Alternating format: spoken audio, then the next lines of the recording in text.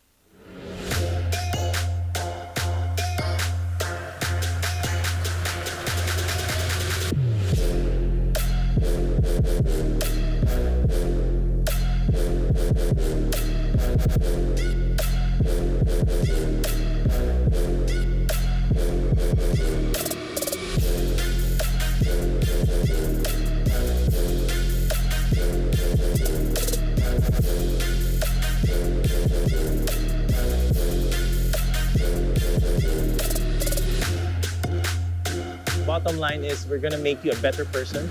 You're going to be healthier and fitter than you were before.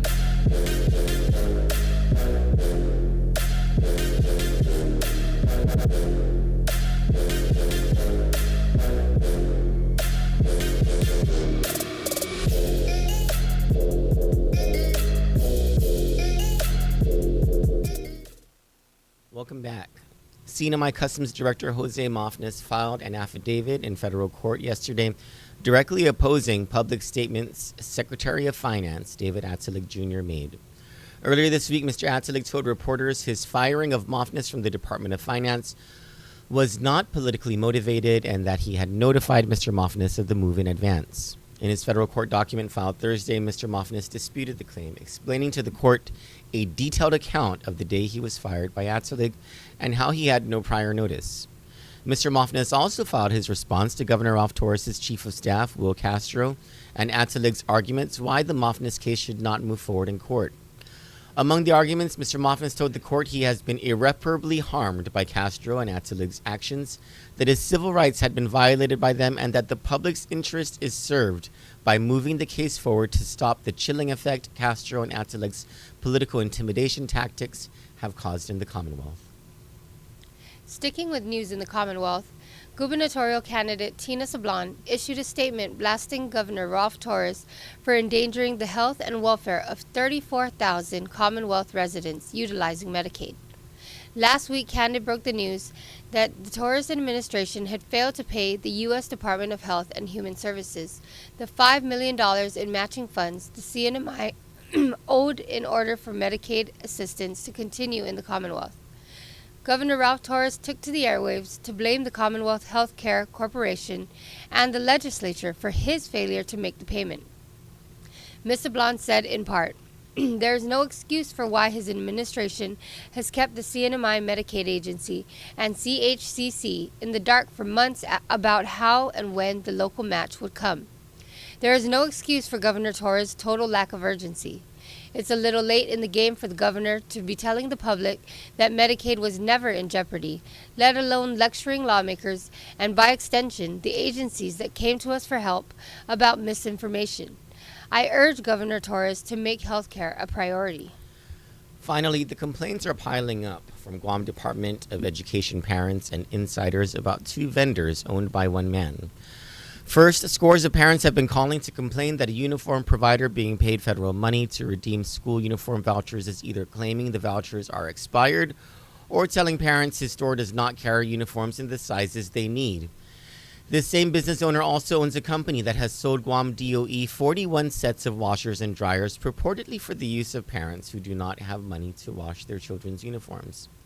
The vendor in question is not a retailer of appliances. The businessman, however, is a known contributor to the governor's campaign, and DOE is now run by the governor's campaign chairman. You know, I was... Hi, good morning. Good morning. Did you get good I've sleep? had that experience. No. Which experience? The uniform experience? Yeah. Oh, are you one of them? No, I paid cash this time, so they serve you fast when you have cash, and they'll find the sizes. But If you have a voucher, Yes. they treat you a little weirder. Yep, they give I you. don't want to say the name of the vendor until we get a statement from the Department of Education, and we give the vendor an opportunity, at least Yeah. we'll send them a question and see if the vendor responds, and Okay. it's only fair. Yeah. Okay. But well, I think everybody knows who the vendor is. I anyway. know. I'm sorry we didn't have a news show yesterday. I didn't come in. I got drunk the night before, and I didn't sleep by my bedtime, and so that's how responsible I am.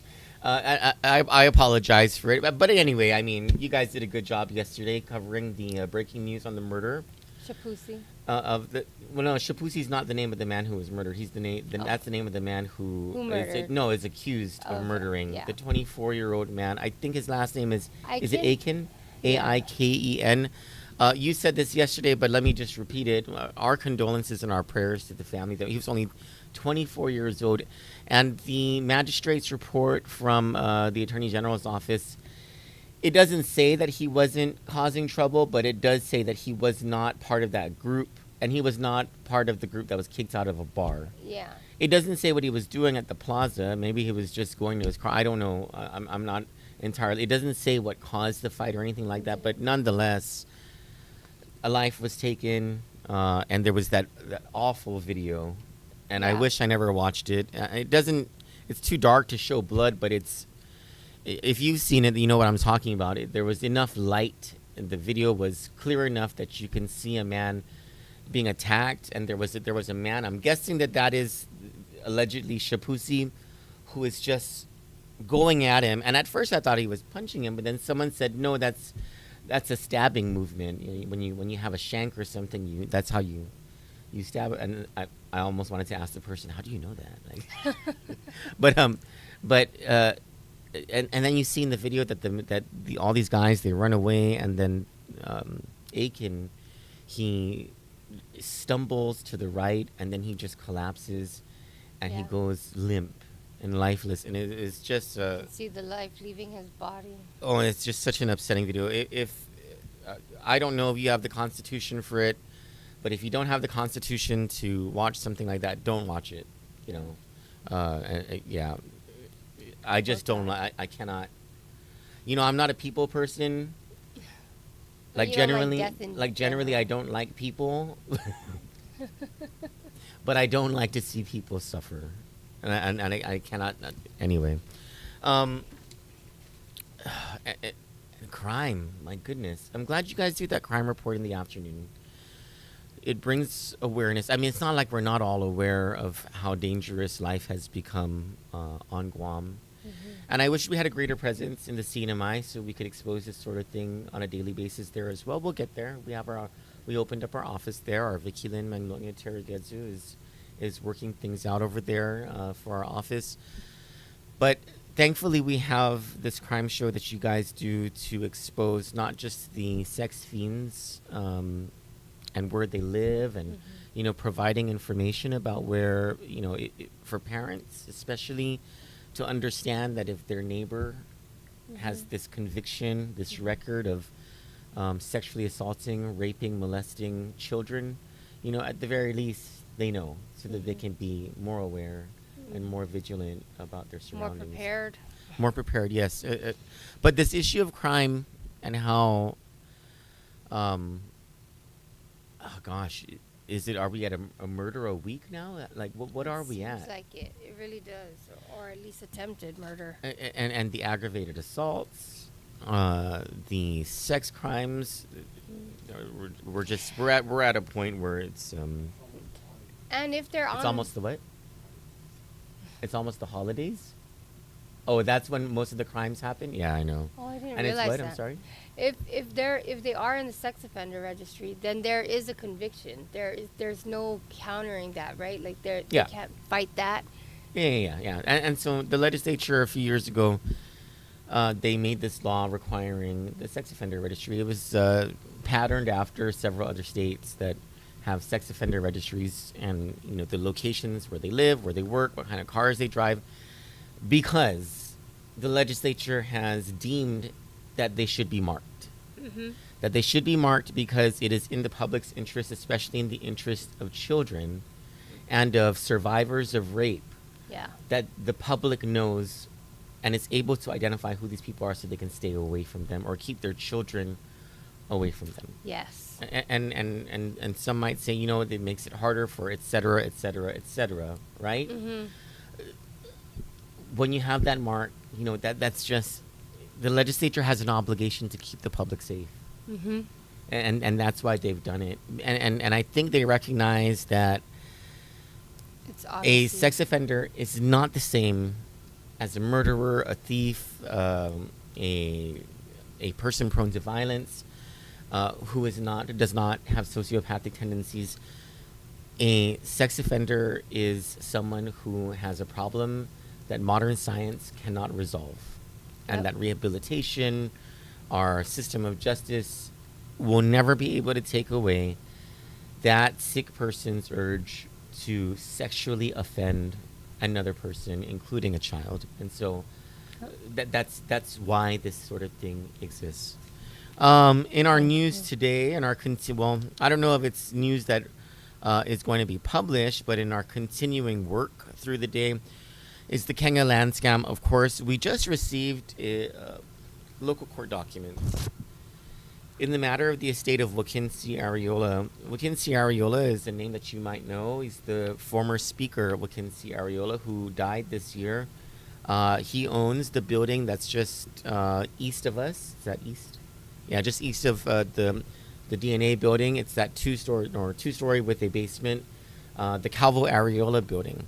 And so since the death of Mr. Ariola, of Speaker Ariola, the matter of his estate is up, and there appears to be a tenant dispute. Now, I don't know if this is what we call a land scam, but this is definitely allegations of something.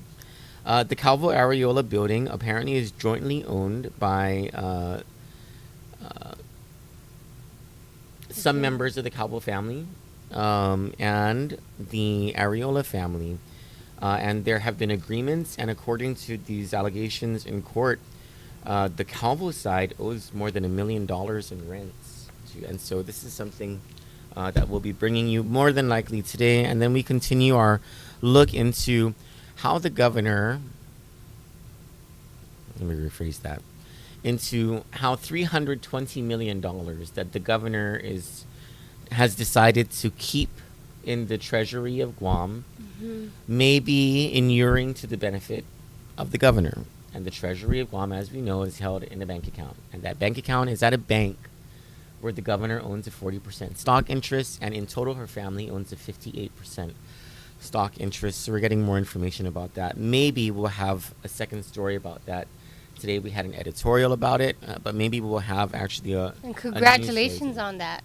Oh, thanks. On your blue star from Bob Klitsky. You know what? It's I love that. It's I the read only accolade that matters. Next Yes. week I'll be wearing a T-shirt. It is one of only 3 T-shirts in the world. It's my Blue yeah. Star Club T-shirt that I got from Ooh. Bob Klitsky. Yeah. So for those of you who don't know, and I'm sure none of you don't know, all of you know, that was a double negative. All of you know that Senator Bob Klitsky, he has his afternoon show on 93.3 FM, The Point. You can catch them on The Point Guam on Facebook. And it's from 4 to 6 p.m. Monday through Friday. It's his show called Tall Tales with him and Jose Martinez. It's the most educational show that we have in the Marianas. Anyway, where can we get stories from today? You can get these in-depth stories at candidnews.com. Thank you. We are proud to premiere at 6 a.m. tomorrow, Kababayan Kasali Kayo. That is our Filipino talk show with Sally Aquino. It premieres tomorrow. It'll be a weekly talk show segment. We're very excited for it. Now we ask you to join us in turning our attention to Ray Gibson's The Point 93.3 FM on Facebook at The Point Guam. It's the only show of consequence on Guam from 6 a.m. to 10 a.m. Monday through Friday. Join us in turning our attention to them. For Kandit News, I'm Troy Torres. And I'm Danielle Baza. Good morning, Marianas.